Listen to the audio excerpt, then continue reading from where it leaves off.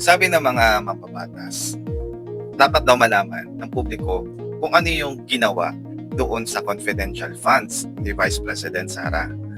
Dapat daw ito sa publiko, dapat malaman ng taong bayan for the transparency at para rin daw sa accountability.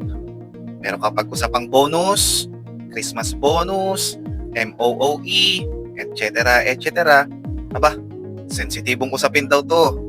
Hindi nga nila maipaliwanag kung para saan at paano ginagamit ang pondo ng taong bayan. Ang galing, no? Basta sa korupsyon, marunong tong mga to. So panoorin nyo tong video na to.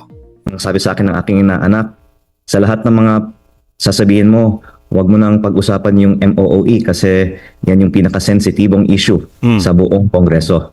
Pero dahil biyoksan ni Congressman Redon ngayong araw, ang unang sasabihin ko ay pasasalamat sa kanya at kay Deputy Speaker Ronnie Puno na inamin nila na may 2 million na ibinigay talaga sa nakaraang linggo.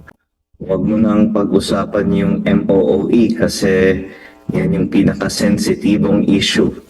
Hindi ko alam kung tinatawag ng Christmas bonus yan. Pero again, ever since naging congressman ako, every time mag-debate, merong ano yan, hindi bonus ang tawag eh. Hindi ko alam kung anong tawag nila doon eh. Hindi ko alam kung anong tawag nila doon eh. Gago, di ba?